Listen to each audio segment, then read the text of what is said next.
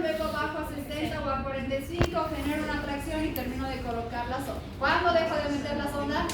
Cuando salga orina. Sale orina, meto 5 centímetros más y posteriormente tengo que insuflar el balón de seguridad. Ahí está el balón de seguridad, ¿ok? ¿Con cuánto de líquido tengo que explorar el balón de seguridad? 10. En los niños, ¿ok?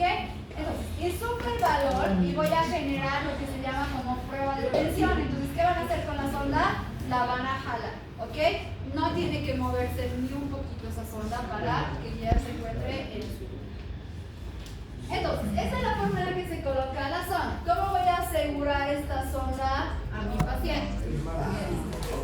En este caso voy a colocarle la bolsa colectora que mi paciente lo puede tener adherido en la pierna, lo puede llevar en su mano como por una cartera o lo puede colocar en la cara. Si ustedes pasan por Miraflores, por ejemplo, por el hospital de clínicas, los pacientes siempre están cargando una bolsita de su sonda vesical. El paciente tiene sonda vesical y está cargando su bolsita colectora. ¿Ok? Lo mismo pasa en el hospital. Si ustedes van y se fijan las camas, al lado de la cama siempre hay una bolsa de orina. Entonces, es este procedimiento como tienen que fijarnos sus pacientes. Dime. ¿Cuánto mide la sonda? ¿Qué? ¿Cuánto mide la sonda? Unos 20 centímetros. 20 a 30 centímetros. Claro. Solamente una parte tiene que ingresar. ¿Ok? Recomendaciones. Cuando empiece a salir orina, ¿qué van a hacer con esa sonda? La van a pinzar. No quiero accidentes como el otro día que han hecho esto y el vómito ha llegado al techo, al piso, a sus casas. ¿Ok? Entonces tienen que pinzar la sonda. ¿Ok? Luego van a colocar la bolsa colectora y van a fijarlo bien. No van a colocar Puntos extra. Selecciona la sonda. Entonces, las sondas, en este caso la sonda Foley siempre viene en French. Todas las sondas vienen en French. Mientras menor sea el número que está al lado de la palabra French, es mucho más delgada mi sonda, que su calibre es menor. Entonces, cuando yo voy a hablar acerca de hombres adultos o que tengo que sondar a personas adultas, la sonda que voy a utilizar es de 12 a 14. En mujeres adultas generalmente se maneja de 14 a 12 también, pero de preferencia 14. En los niños se tiene que utilizar sondas de 5 a 12 French. Todas estas se escogen dependiendo la edad, dependiendo la patología y dependiendo cuál es el objetivo del paciente. Si es un paciente que tiene una estenosis normal, una estenosis anormal de la uretra, pero que ha nacido con esa malformación congénita, ¿será que le voy a poner una sonda 14? No, van a ir reduciendo el tamaño de acuerdo a lo que su paciente tenga. ¿Será que a un recién nacido le voy a colocar una sonda 12? No. Entonces tiene que ser más delgada y determinada o seleccionada para el tamaño, para el peso y para el procedimiento que yo vaya a realizar. Utilizar sondas de menor calibre en este caso me permite que no tenga tantas complicaciones, es decir, que las probabilidades de que yo vaya a tener complicaciones son. Dime. ¿Y una mujer embarazada? ¿Se puede colocar sonda? Claro. Le van a colocar cuando entra a cesárea a la mujer embarazada. Se le coloca sonda vesical. ¿Por qué no se le podría poner? Es exactamente el mismo proceso. Exactamente el mismo proceso. Solo que en este caso la mujer se echa y ¿qué van a tener que hacer ustedes? Retracción uterina para que no tengan ninguna complicación, pero es exactamente igual. ¿Ok? Exactamente igual en la Entonces, selecciones de las sondas. Las sondas pueden ser rígidas, que se utilizan para, en este caso, para procedimientos inmediatos. Pueden ser semirrígidas, que se utilizan para procedimientos semipermanentes. O pueden ser blandas, que se utilizan para procedimientos permanentes. Las rígidas, como su nombre lo dice, no tienen ningún tipo de flexión, no tienen ninguna flexibilidad, ni se puede doblar. Y son las que más complicaciones me traen. ¿Qué complicaciones podría tener por una colocación de sonda vesical? ¿De qué? Dentro de las complicaciones que voy a tener, por ejemplo, esta es la uretra de mi paciente. ¿Y qué va a pasar con estas sondas que no son flexibles? Ustedes van a empezar a introducir la sonda y mucho más en los varones no hacen los movimientos o los cambios de regulación. ¿Y qué va a pasar? van a chocarse con una curvatura normal del cuerpo y posteriormente esa sonda va a desgarrar la uretra. ¿Voy a poderlo solucionar sin algún procedimiento quirúrgico? ¿No? El paciente tiene que entrar sí o sí. ¿Ok? Esto se conoce como desgarro uretral o como una falsa vía. ¿Ok? ¿Qué complicaciones no puedo tener con una colocación de sonda vesical? ¿Por qué les digo que una vez que salga a orinar introduzcan 5 centímetros más? Para insuflar. Entonces, ¿qué va a pasar si, por ejemplo, ustedes ven que ya comienza a salir orina, pero por si ustedes están en esta parte, están cerca de la vejiga, y ustedes insuflan el balón? ¿Qué va a pasar con eso? Van a provocar un desgarro. Es por eso que les digo, ustedes ven, ¿no? Y miden además. ¿Será que a una mujer le puedo meter 20 centímetros de sonda? ¿A un varón? Sí. Ah, claro, sí puedes, ¿ok? A una mujer no. ¿Qué va a pasar máximo si introducen los 20 centímetros de sonda? La sonda va a empezar a doblar y una vez que sufren el balón pueden retirar y colocar en su posición normal. Pero ¿qué va a pasar si a un varón, por ejemplo, yo solo le introduzco 10 centímetros de sonda? No va a llegar hasta la vejiga. ¿Y qué va a pasar? Voy a empezar a insuflar y me va a desgarrar la uretra. ¿Ok? Entonces, un procedimiento que es completamente fácil y que no debe tener complicaciones, ¿se va a complicar con un desgarro? Sí, simplemente por una mala colocación. ¿Ok?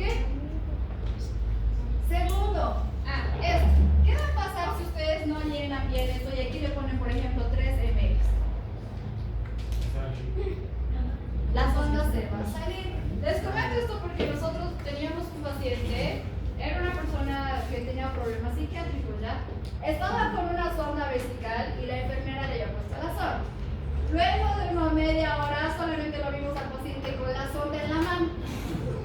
Y el paciente estaba sangrando. ¿Cuál ha sido la complicación? El balón de seguridad no estaba bien insuflado, ha disminuido un poco. ¿Y qué hizo el paciente? Se la arrancó y terminó de desgarrar. ¿Okay? Es la importancia de por qué el balón tiene que estar bien insuflado y la sonda tiene que estar bien asegurada. ¿Ok? Entonces son las complicaciones que puede tener. ¿Cuánto de insufladora? 10 ml. 10 ml de insufladores adultos. Niños 3. ¿Ok? Igual, 10. Entonces, las sondas, en este caso las sondas rígidas, que son estas, se pueden utilizar para sondajes únicos, ¿ok? Si yo necesito tomarle muestra a mi paciente, si mi paciente está con mucho dolor en este momento, necesito colocarle la sonda, evacúo la vejiga y posteriormente retiro la sonda. Unas semirrígidas son aquellas que también son de una vía única, es decir, que son como una bombillita, ustedes introducen, sale la orina y posteriormente la tienen que retirar. Y las blandas, la más común siempre va a ser la sonda Foley. Lo que me preguntaba el otro paralelo, ¿será que puedo utilizar sondas nasogástricas para esto? Sí. Si no tiene una sonda Foley a la mano, ¿será que puedo utilizar una sonda LED o una Melasol? ¿Cuál es el mecanismo? ¿Cuáles son las características de una sonda orogástrica o nasogástrica? ¿Son flexibles? Sí. ¿Tienen orificios? Sí. ¿Puedo colectar de ahí la orina? Sí. Entonces, en una que no necesitas, ahí está la diferencia. ¿Vas a poder dejar esa sonda? ¿En qué caso lo van a utilizar?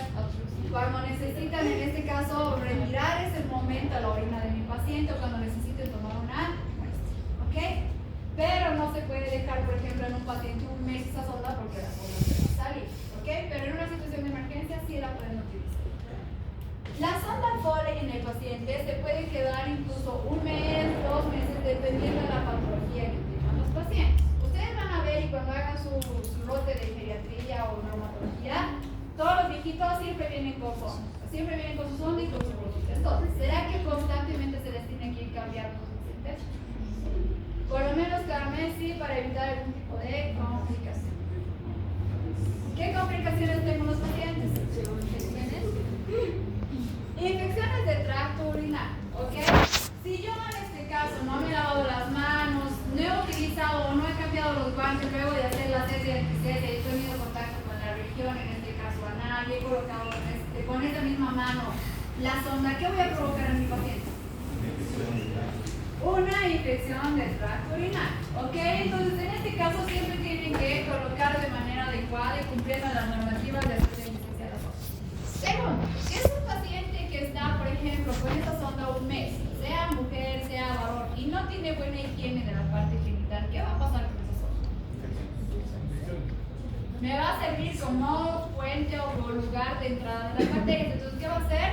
Está aquí la sonda, las bacterias van a empezar a colonizar y en vez de irse hacia la luz, ¿hacia dónde van a subir? Hacia la parte de la uretra y me van a llegar a la vejiga y me generan infecciones del tracto urinario.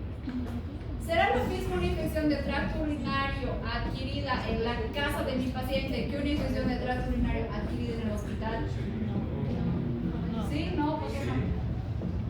La respuesta es no, pero ¿por qué? Porque en la casa, en el consultorio médico, sea particular, si ustedes colocan en este caso la sonda, las bacterias son las normales o comunes que tenemos todos. Si nosotros colocamos esta sonda y ustedes colocan o generan una contaminación con bacterias del hospital, ¿esas bacterias han tenido contacto ya con otros antibióticos? Sí. ¿Las bacterias se vuelven resistentes a los antibióticos? Sí. En el hospital solamente utilizan un antibiótico para todo. Entonces, la complicación de tener una infección de tracto urinario intrahospitalaria es la multiresistencia. ¿Ok? Es la multiresistencia. Si esa bacteria, por ejemplo, ya vamos a ponernos la más común que genera infección de tracto urinario, ¿cuál es? La Escherichia coli, ¿ok? Que se encuentra por contacto de la Escherichia. Entonces, ¿qué va a pasar con la multiresistencia? Si antes esta Escherichia coli moría con la ciprofloxacina y le han dado ciprofloxacina y el paciente no cumple el tratamiento, ¿será que la ciprofloxacina le va a hacer efecto? No. Ya, le hemos dado ciprofloxacina, no funcionó, le voy a poner y ahora le voy a poner una penicilina. No funciona la penicilina. ¿Cuánta resistencia tiene esa bacteria? 2. A la cipro y a la penicilina. Existen penicilinas que tienen resistencia cruzada. ¿Qué se dice? Si existe resistencia de este tipo, va a tener a esas otras 4. Entonces, si mi paciente tiene una infección del tracto urinario con una de estas bacterias, ¿será que el manejo de este paciente va a ser sencillo? No. Incluso puede llegar a una sepsis y el paciente puede llegar a fallecer. Entonces es importante que ustedes hagan asepsia y antisepsia de los hijos. Sangrado por traumatismo uretral durante el procedimiento. Siempre que ustedes vean sangrado en cualquier procedimiento, el procedimiento se detiene. ¿Ok? Siempre el procedimiento se detiene. Y mucho más si ustedes ven que existe sangrado en la parte de la uretra. Quiere decir que la uretra se ha lesionado o existe sangrado en alguna parte de la misma. ¿Ok? Entonces tienen que detener el procedimiento. La formación de falsas vías, como les explicaba, esta complicación se da mayormente en los varones por la presencia de las curvaturas anatómicas que tiene la uretra. ¿Ok?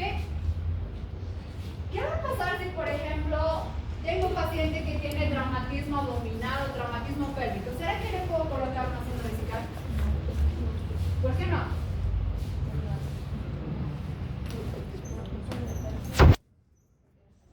¿Por qué no puedo?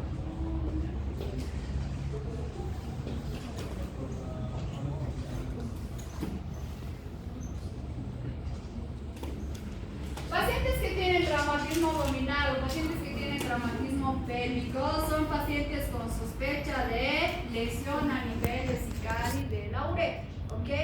Si mi paciente tiene sospechas de lesión en la vejiga y en la uretra y yo le coloco la sonda, ¿qué voy a pasar? ¿Qué va a pasar? Que si mi paciente ya tiene un pequeño desgarro, con la sonda he incrementado el tamaño del desgarro. ¿Ok? Entonces en estos casos está totalmente contraindicada que ustedes coloquen la sonda vesical. Si mi paciente no puede orinar y no le puedo colocar sonda, ¿qué voy a hacer en estos casos? ¿Qué pueden hacer?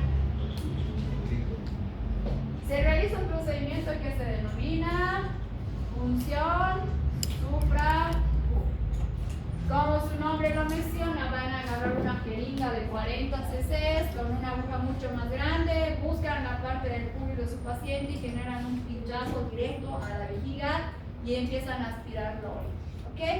Entonces, la punción suprapúbica está indicada en estos 3 casos, principalmente cuando se habla de traumatismo. ¿Y qué va a pasar si mi paciente tiene una infección, por ejemplo, de transmisión sexual? ¿Voy a poder colocar sonda a mi paciente? Sí. O depende. Si es una mujer, ¿será que me genera mucha complicación? No, porque no es el mismo orificio. En un varón es el mismo orificio de entrada y de salida para absolutamente todo. Entonces, en este caso, cuando existen pacientes de sexo masculino que tienen infecciones de transmisión sexual con secreciones a través de la uretra, está totalmente contraindicado. ¿Por qué? Porque van a generar una contaminación cruzada. ¿Ok? Entonces, en este caso es mejor que primero le den el tratamiento o le realicen una punción suprapúbica. ¿Alguna duda o pregunta?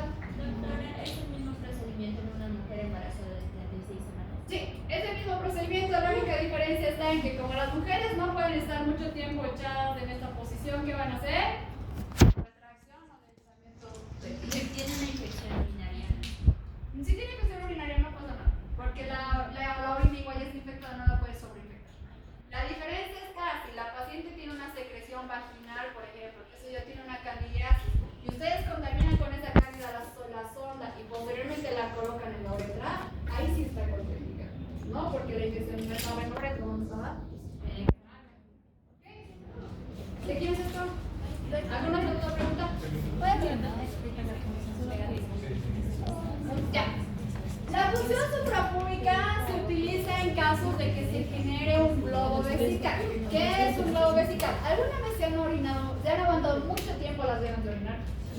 Ya. ¿Qué molestias has tenido? Te ha empezado a doler, has sentido presión, ¿verdad?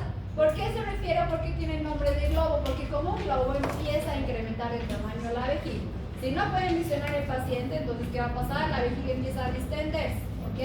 Entonces, ¿cómo se forma este globo vesical? Cuando ustedes palpen, por ejemplo, ahorita pueden palparse la dormecita en su vejiga.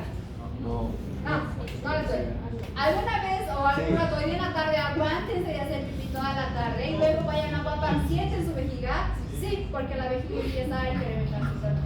Entonces, ¿qué va a pasar? Ustedes agarran y en estos pacientes que tienen globo vesical van a empezar a palpar y sienten como si el paciente estuviera embarazado. Entonces, ¿qué van a sentir? La parte del fondo de la vejiga. Hacen asepsia y antisepsia, tocas el fondo del pubis y generas un pinchazo que es 90 grados. Entonces pinchas por encima del pubis hasta llegar a la vejiga y una vez que veas que sale orina, porque la orina sale con presión, empiezas a generar. Lo van a llevar mejor en cirugía porque necesitan tener asepsia y antisepsia y la aguja es mucho más gruesa, no es con la que ustedes se pinchan intramuscular, esta aguja por lo menos mide unos 10 centímetros.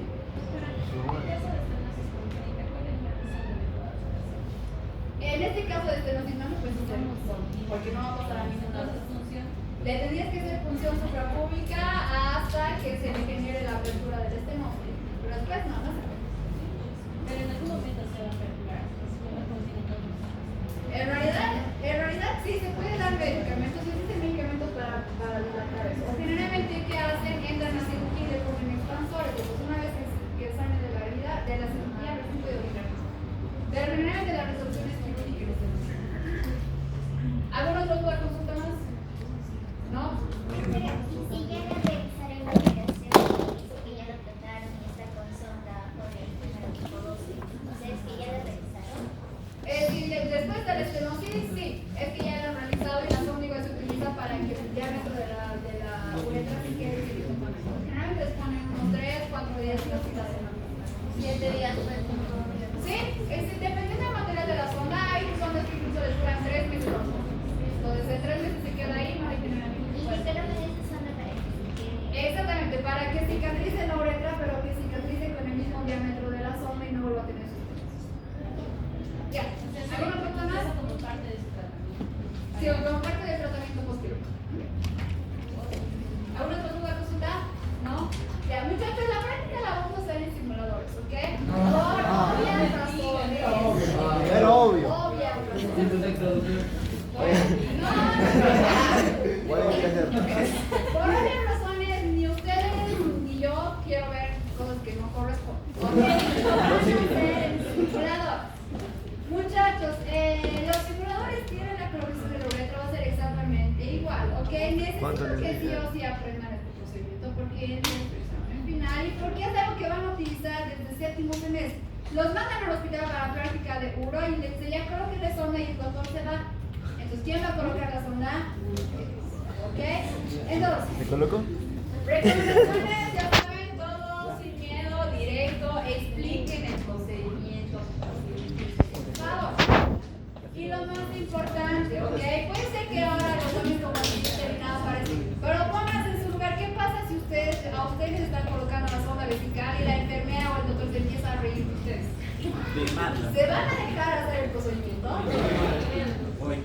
¿Ok? Entonces, siempre seriedad, por favor, en todo procedimiento. Y lo más importante, estar estudiando medicina, no sean como niñitos que se avergüenzan de que se les dice que esto es así. ¿Ok? Listo. ¿De qué? Ya